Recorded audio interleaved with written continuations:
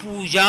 ఈ పంచసంఖ్యోపచారిణి, ఈ 5 ఉపచారములను శ్రద్ధగా నువ్వు చేస్తే నీకు జ్ఞానేంద్రియములను భగవంతుడు ఇచ్చినందుకు కళ్ళు, ముక్కు, చెవి, నాలుక, చర్మము ఈ 5 ఇచ్చినందుకు ఈ 5టికి కృతజ్ఞతావిష్కారమునకే పూజ అని పేరు. మరి మిగిలిన ఉపచారాలు ఎందుకు? ఎన్నో చేస్తున్నాం కదా. ఏదో ఛత్రం ధారయామి, చామరం విజయామి, నృత్యం దర్శయామి, గీతం శ్రావయామి, వాద్యం ఘోషయామి, ఆందోళికాన్ సమర్పయామి, దర్పణం దర్శయామి. ఇవన్నీ ఎందుకు ఉపచారాలు? అంటే నీకు 5 ఆయన ఇచ్చింది? కారు ఇచ్చాడా? కారుకు కావలసిన ఇనుము భూమిలోంచి ఇచ్చాడా? కారు వెళ్ళడానికి పెట్రోల్ ఇచ్చాడా? ఎండలో పెడుతుంటే దాంట్లో ఏసీ ఇచ్చాడా? అందులో కూడా నేనేదో చూడాలంటే టీవీ ఇచ్చాడా? ఎక్కడున్నా భార్యాబిడ్డలతో మాట్లాడాలంటే ఓ సెల్ ఫోన్ ఇచ్చాడా? ఆఖరికి 2 చక్రాల వాహనం మీద పెడుతూ కూడా మాట్లాడి వాడు యమపాశంలో ఎదుటివాడి మీద పడిపోతాడు, కింద పడిపోతాడు. యుక్తాయుక్త విచక్షణకి బుద్ధిస్తే పక్కన పెట్టి వాడుకుంటున్నావా? ఇన్నిటినీ ఈశ్వరుడు ఇచ్చాడు. ఇల్లు ఇచ్చాడా?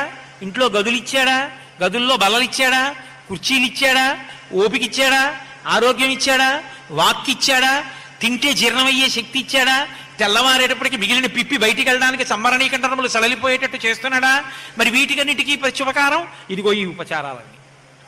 అందుకని ఆవిడ చతుశ్చోపచారాఢ్యా 64 ఉపచారాలు చేస్తారు. నీకు సంతోషం ఉంటే ఆయన చేసిన మేలు తలుచుకుంటే ఎన్ని ఉపచారములైనా చేసి కృతజ్ఞతను ఆవిష్కరిస్తారు. అందుకే పూజ అంటే పరవశ స్థితి. పరమ పరవశంతో భగవంతుడు చేసినటువంటి ఉపకారములను స్మరించి ఆయనకి కృతజ్ఞతను ఆవిష్కరించుట. అంతేకాని దీపం ఇటు తిప్పనా అండి, దీపం అటు తిప్పనా అండి, అగరవత్తులు 2 వెలిగించాలా అండి, 1 వెలిగించాలా అండి, ఏది చేసినా ముందసలు లోపలి భావన తెలుసుకో. అది తెలుసుకోనంతసేపు తంతు, తెలుసుకుంటే పూజ. ఈ పూజ ఏమవుతుంది? ఒక స్థాయికి వెళ్ళేటప్పటికే మానసికమైపోతుంది. అది పై స్థాయి అంటారు. అంటే అప్పుడు ఉపకరణములు అక్కర్లేదు దగ్గర. ఆ కృతజ్ఞతాభావం లోపల బాగా పెరిగిపోతే మనసు వెంపర్లాడిపోతుంది పూజ చేస్తానని. ఆ వెంపర్లాడిపోయినప్పుడు ఎలా ఉంటుందో, ఎలా చేస్తుందో శంకరాచార్యుల వారు చెప్పారు. రత్నైకల్పితమానసం హిమజలై స్నానంచ దివ్యాంబరం నానారత్న విభూషితం మృగమదామోదాంకితం చందనం జాజీచంపక బిల్వపత్రరచితం పుష్పంచ ధూపం తథా దీపం దేవదయానిధే పశుపతే హృత్కల్పితం గృహ్యతాం. ఈశ్వర, హృత్కల్పితం నా మనసు చేత సృష్టించి ఇస్తున్నాను. కళ్ళు మూసుకు కూర్చుంటాడు. కళ్ళు మూసుకు కూర్చుంటే కాశీపట్టణానికి వెళ్ళిపోతాడు. కాశీపట్టణంలో అంతరాలయంలోకి వెళ్ళిపోయి తాను పద్మాసనం వేసి కూర్చుంటే భార్య తన కుడి చేతి వైపు నిలబడి ఆవు పాలతో కూడుకున్నటువంటి బంగారు పాత్రని చేతికిస్తే ఆ పాత్ర తీసి శివలింగం మీద పోస్తుంటే దోమతెరలా పాలన్నీ శివలింగం మించి జారిపోతుంటే నమస్తే అస్తు భగవన్ విశ్వేశ్వరాయ మహాదేవాయ త్రయంబకాయ త్రిపురాంతకాయ త్రికాగ్నికాలాయ కాలాగ్నిరుద్రాయ నీలకంఠాయ మృత్యుంజయాయ సర్వేశ్వరాయ సదా అని ఆ మంత్రం చెప్తూ ఈశ్వరుడికి పాలతో అభిషేకం చేసేశాడు. తెల్లగా పాలు జిగురుగా పట్టుకుని ఉన్నాయి. ఇప్పుడు మళ్ళీ ఇలా అన్నాడు. భార్య బంగారు చెంబుతో శుద్ధజలం ఇచ్చింది. ఆ నీళ్లు పోశాడు. శివలింగం అంతా కడిగినట్టు అయిపోయింది. ఇప్పుడు ఇలా చేయి పెట్టాడు. పెరుగిచ్చింది. పెరుగు ఎత్తి పోస్తే బిళ్ళలు బిళ్ళలుగా పడి మీద తూలుతుంది. చెంబు కింది వరకు దింపాలి అభిషేకం చేసేటప్పుడు. దింపి పోస్తే మీదకి తూలకుండా శివలింగం అంతా అలదుకుంటుంది. ఇప్పుడు మళ్ళీ శుద్ధజలం చేశాడు. ఆ పెరుగు బిళ్ళలు దిగిపోయి తేనె తీసుకున్నాడు. అభిషేకం చేస్తున్నాడు. ఎర్రగా ఏదో ఆ బట్టలోంచి పైకి కనపడేటటువంటి సన్నటి నేతనీసినటువంటి బట్ట ఎలా ఉంటుందో తేనె అలా జారిపోతోంది. ఇప్పుడు మళ్ళీ శుద్ధజలం పోశాడు. జిగురు జిగురుగా పట్టీలు పట్టీలుగా కిందకి దిగుతుంది తేనె. ఆ దిగిపోయినటువంటి స్థితి చూశాడు. నేతి పాత్ర జాగ్రత్తగా పట్టుకోవాలి. పట్టుకున్న చోట నెయ్యి తగిలితే జిగురు చెంబు పడిపోతుంది. కింద పొడిగా తుడిచి భార్య చేతిలో పెట్టింది. అది పట్టుకుని నేతిని పోస్తున్నాడు. బరువుగా మెల్లిగా దిగుతుంది నెయ్యి. ఆ దిగిపోయినటువంటి నెయ్యి ఇప్పుడు మళ్ళీ శుద్ధజలం పోశాడు. అంచులంచులుగా చీరలు జీరలుగా నెయ్యి అంతా కిందకి దిగుతోంది. ఆ తరువాత ఏదో పళ్ళరసాలు చేశాడు. శుద్ధోదకం చేశాడు. శివలింగాన్ని తుడిచేశాడు. చందనం పెట్టాడు. దానికి బొట్టు పెట్టాడు. దానికి వస్త్రం కప్పాడు. ఉత్తరీయం కప్పాడు. పుష్పహారం వేశాడు. రుద్రాక్షమాల వేశాడు. వేసి జాజిపూల పళ్ళెం చేత్తో పట్టుకుని ఓం నిధనపతయే నమః అని వేస్తున్నాడు. జాజిపూలు శివలింగం మీద పడి కింద పడిపోతున్నాయి. ఓం నిధనపతాంతికాయ నమః, ఓం ఊర్ధ్వాయ నమః. శివలింగం మీద పడుతున్నాయి, కింద పడుతున్నాయి. పానవట్టం అంతా జాజిపూలతో నిండిపోయింది. ఇలా అన్నాడు.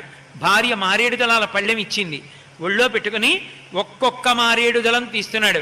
త్రిదళం త్రిగుణాకారం త్రినేత్రం చ త్రియాయుషం త్రిజన్మ పాప సంహారం ఏకబిల్వం శివార్పణం. మారేడు దళాలు వేస్తున్నాడు. పూజ అంతా అయిపోయింది. బోలెడన్ని పళ్ళు పాయసం అన్ని భార్య అక్కడ పెట్టింది. మూతలు తీసి గంట వాయిస్తూ నీళ్లు జల్లి నైవేద్యం పెట్టాడు ఈశ్వరుడికి. ఇప్పుడు తాంబూలం ఇచ్చాడు. నీరాజనాన్ని శివలింగానికి చూపిస్తున్నాడు. ఆ నీరాజనపు కాంతులలో శివలింగాన్ని చూశాడు. మంత్రపుష్పం చెప్పాడు. ఓ పువ్వు తీసి కళ్ళకద్దుకుని తల మీద పెట్టుకున్నాడు. ఆ ప్రసాదాన్ని పాయసం చేతిలో వేసుకుని నోట్లో వేసుకున్నాడు. ఆ చేయి కడుక్కున్నాడు. పీఠమించి లేచి ఇంట్లోంచి బయటికి వచ్చాడు. ఇదంతా ఎక్కడ కూర్చుని చేశాడు? ఎక్కడ నిజంగా కాశీ వెళ్ళి కాదు, ఇక్కడే కూర్చుని మనసులో వారణాసి పట్టణంలో ఉన్నటువంటి విశ్వనాథలింగానికి అభిషేకము పూజ పూర్తి చేశాడు. ఇప్పుడు పూజ చేసినప్పుడు మనసు నిలబడితే అందుతుంది. మనసొక్కటి నిలబెట్టి మనసు పదార్థమును సృష్టిస్తే ధ్యానమై ఇవన్నీ ఈశ్వరుడికి అందిపోతాయి. అందుకే ఈ పూజ కన్నా పై స్థాయి పూజ మానస పూజ.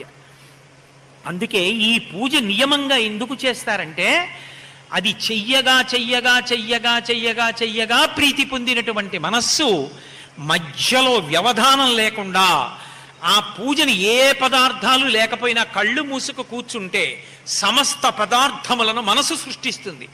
సృష్టిస్తే ఇన్ని పదార్థములతో పూజ చేస్తాడు. అక్కడ లేవు కదండి. అంటే మనసు సృష్టించి ఇచ్చింది ఈశ్వరుడికి ఎక్కువ. ఎందుకనంటే మనసు నా దగ్గర పెడితే నేను ప్రీతి చెందుతానంటాడు. వటుర్వాగేహీ వా ఇతిరపి జటీవా తదితరో నరో వా యక్కశ్చిద్భవతు భవకింతేన భవతి యదీయం హృత్పద్మం యది భవతధీనం పశుపతే తదీయస్త్వం శంభో భవతి భవభారంచ వహసి అంటారు శంకర భగవత్పాదులు. నువ్వు ఏం చేశావు కాదు, మనసు ఆయన దగ్గర పెడితే నీకు ప్రీతి.